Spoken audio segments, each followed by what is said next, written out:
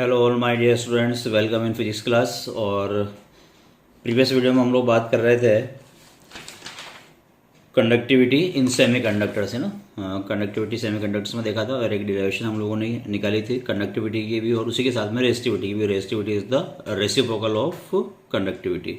उसी में एक बात और ध्यान रखनी है आपको कि जो सेमीकंडक्टर्स होते हैं, उन सेमीकंडक्टर्स में जो करंट का जो कंडक्शन होता है वो दो इन चीज़ों की वजह से होता है, इलेक्ट्रॉन की वजह से भी और होल की वजह से भी, ठीक है।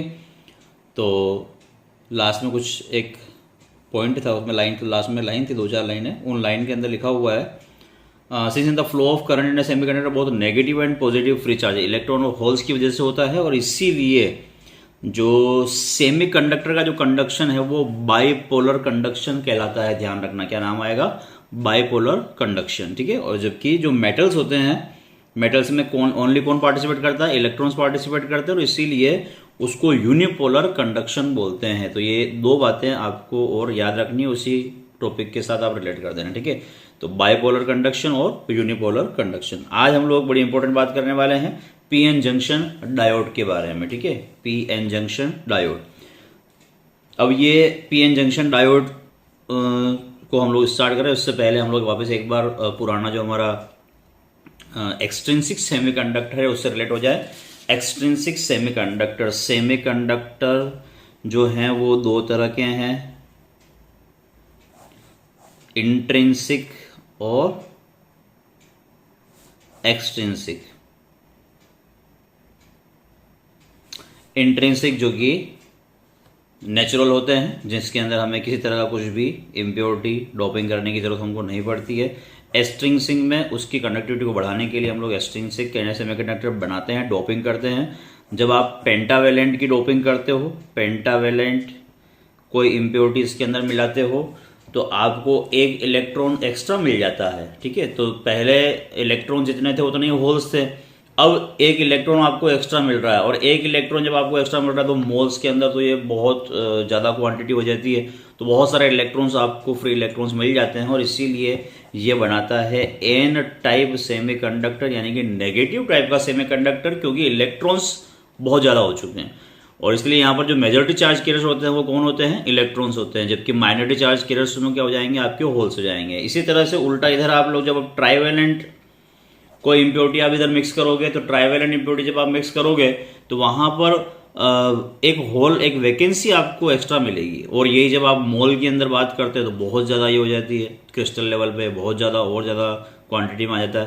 तो यानी कि बहुत सारे होल जब आपको मिलते हैं तो ये जो होल्स हैं वो मेजॉरिटी चार्ज कैरियर्स का काम करते हैं, और इसी वजह से इसका नाम हो जाता है पी टाइप सेमीकंडक्टर। ये मैं आपको लास्ट क्लास में बता चुका हूँ, और आप लोगों ने बुक से पढ़ भी लिया होगा, क्योंकि थ्योरी है। बुक में से आपको कुछ लाइंस लेते हुए आपको नोट्स बनाने हैं, ताकि जब कभी पूछा जाए तो शॉर्ट में आप उसको बता सको, ठीक है। और दिक्कत है तो मुझे बता देना, मैं वो आपको बनवा दूंगा, ठीक है।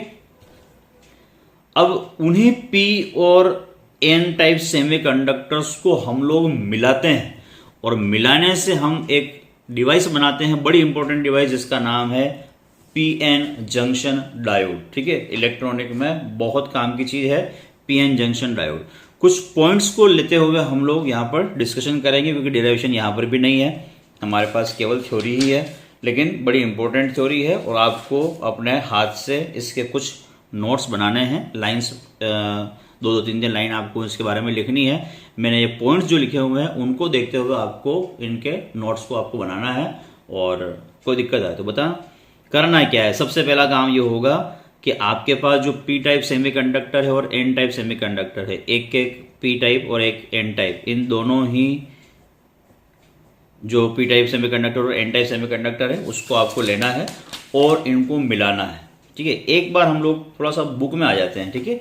तो मैं बुक आपके सामने रख रहा हूं, ताकि बुक से हम ज़्यादा इधर उधर नहीं हो, उसके बारे में समझाता हूं आपको अपने की पॉइंट से।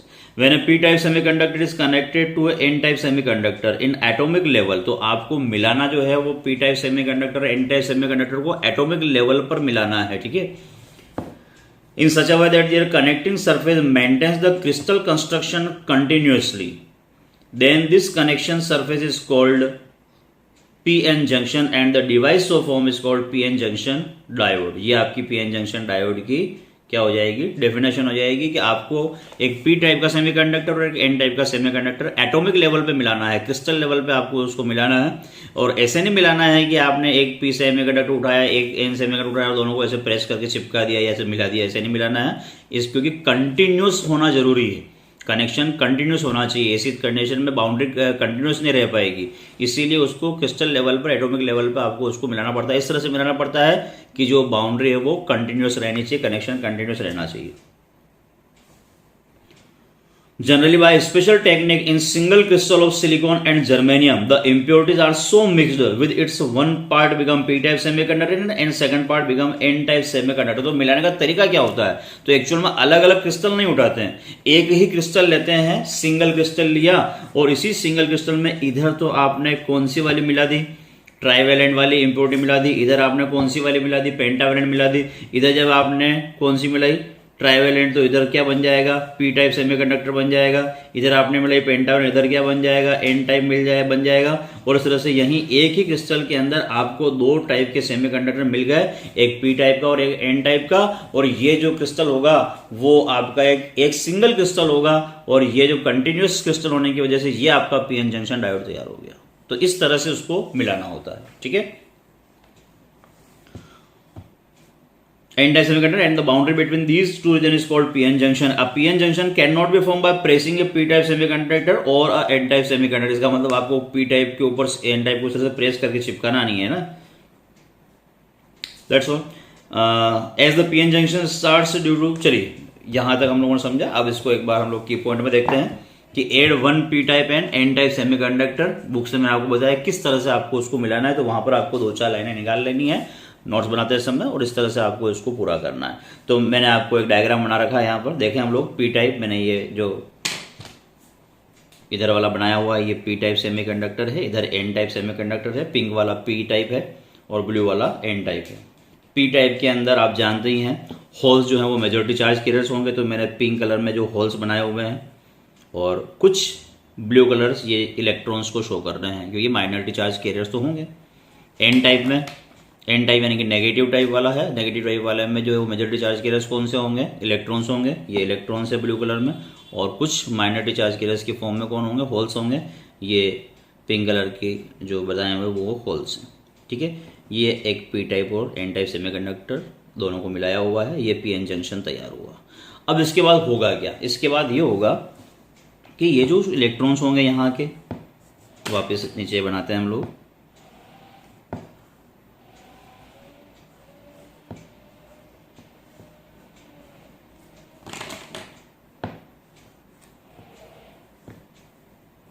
ये जो इलेक्ट्रॉन्स है और इधर के कुछ होल्स हैं, तो ये इलेक्ट्रॉन जो है वो वैकेंसी को भरने के लिए इधर से उधर मूव करेंगे या नहीं करेंगे, बिल्कुल करेंगे, सही है।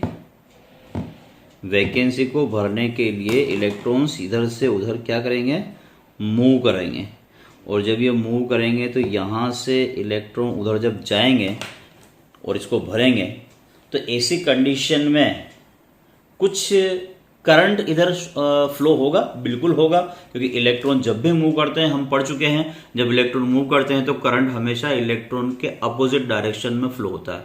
तो अभी इस कंडीशन में एक करंट जो है इधर से इधर, एक करंट बहुत ज़्यादा ऑब्जर्वेबल करंट नहीं होगा, और इंस्टेंटली करंट होता है, माइनर करंट होता है, और उसी समय के लिए होता है, थोड़ी देर के लिए, और उसके बाद खत्म हो जाता है, लेकिन करंट डेवलप होता है। क्यों, क्योंकि इलेक्ट्रॉन मूव करते हैं। क्यों मूव करते हैं, क्योंकि होल्स उनको बुला रहे हैं, तो होल्स उनको बुला रहे हैं तो इलेक्ट्रॉन मूव करेंगे। इलेक्ट्रॉन जब मूव करेंगे, चाहे आप बात करो होल मूव कर रहे हैं, एक ही बात है, होल भी मूव करेंगे तो करंट हमारा होल के डायरेक्शन में, इलेक्ट्रॉन मूव करे तो इलेक्ट्रॉन के अपोजिट डायरेक्शन में, कुल मिलाकर करंट का डायरेक्शन ये रहने वाला है, ठीक है। और इसको इधर इधर जो हम लोग ये मूव करते हैं, तो आप लोगों ने नाम सुना होगा डिफ्यूजन का। डिफ्यूजन छोटे क्लास में भी हम लोग पढ़ते हैं, 9th वगैरह में, बायोलॉजी वाला है, बायोलॉजी के अंदर पढ़ते हैं डिफ्यूजन क्या होता है। तो हाई कंसंट्रेशन से लो कंसंट्रेशन जब इधर से उधर जो चीज़ें फ्लो होती है, डिफ्यूजन होता है।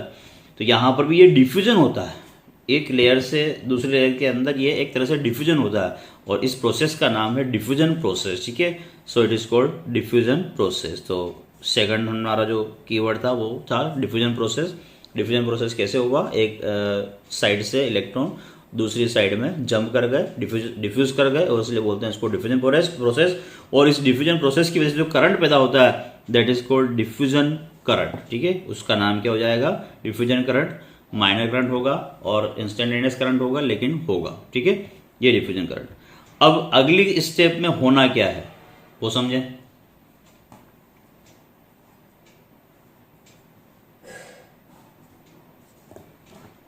अगली स्टेप में ये होना है कि भाई आपने जो इलेक्ट्रॉन थे ना यहाँ के, ये सब इलेक्ट्रॉन नजर नहीं आ रहे हैं। क्यों नजर नहीं आ रहे हैं? इधर के होल भी जो है वो गायब हो चुके हैं। क्यों गायब हो चुके हैं बताओ?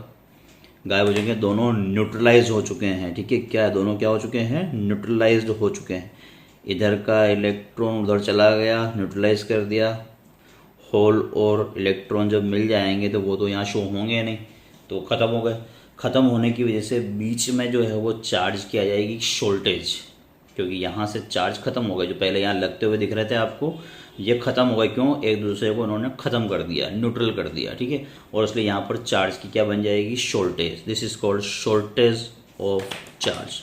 This is called shortage of charge. यहाँ पर चार्ज जो है क्या हो जाएंगे, शॉर्ट हो जाएंगे, और इसकी वजह से यहाँ जो एक लेयर क्रिएट होगी that is called depletion layer. That is called depletion layer. ठीक है, एक लेयर बन गई है, चार्ज शॉर्ट हो गए हैं यहाँ पर, तो यहाँ पे एक खाली जगह बन गई है जिसका नाम है डिप्लेशन लेयर। इंपॉर्टेंट क्वेश्चन है, क्वेश्चन बन जाता कभी कभी कि डिप्लेशन लेयर क्या होती है। तो आपको इस तरह से बताना है कि जब पी एन दोनों एक साथ जब मिलते हैं तो इलेक्ट्रॉन्स डिफ्यूज कर जाते हैं होल्स की तरफ, और होल्स और इलेक्ट्रॉन न्यूट्रलाइज हो जाते हैं। जहाँ पर चार्ज की शॉर्टेज हो जाती है बीच में, तो एक लेयर से क्रिएट हो जाती है जिसको हम लोग कहते हैं डिप्लेशन लेयर। ठीक है, क्लियर यहाँ तक? कोई डाउट है? नहीं। अब ये जब यहाँ पर इस तरह से क्या हो गया, डिप्लेशन लेयर बन गई है, तो अब यहाँ डिप्लेशन लेयर बनने के बाद में यहाँ पर एक तरफ जो है वो कौन से वाले चार्ज रह गए हैं, इधर आपके पास में रह गए हैं नेगेटिव चार्ज, इधर आपके पास में रह गए हैं पॉजिटिव चार्ज। ठीक है,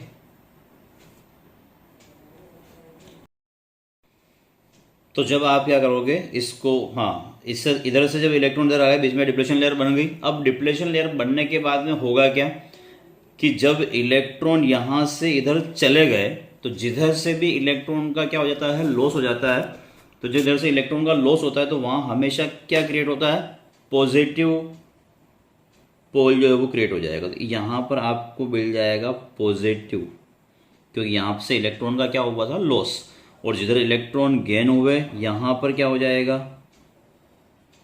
नेगेटिव पोल क्रिएट हो जाएगा। ठीक है, तो डिप्लेशन लेयर के एक साइड में बन जाएगा पॉजिटिव और एक साइड में बन जाएगा नेगेटिव लेयर बन जाएगी। ठीक है, और इस वजह से इन दोनों के बीच में एक पोटेंशियल क्रिएट हो जाएगा।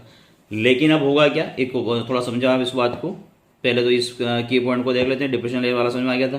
पॉजिटिव एंड नेगेटिव आयंस यहाँ पर बन गए, इधर पॉजिटिव आयन बन गए, इधर नेगेटिव आयन बन गए। क्यों बन गए, इधर से इलेक्ट्रॉन का लॉस हुआ तो पॉजिटिव आयन इधर बन गया, इधर इलेक्ट्रॉन गेन हुआ तो इधर क्या बन जाएगा, आपके नेगेटिव आयन बन जाएगा। और बीच में यहाँ पर एक इलेक्ट्रिक फील्ड क्रिएट हो जाएगा। इलेक्ट्रिक फील्ड का डायरेक्शन किधर रहने वाला है, पॉजिटिव से नेगेटिव की तरफ इलेक्ट्रिक फील्ड का डायरेक्शन रहने वाला है।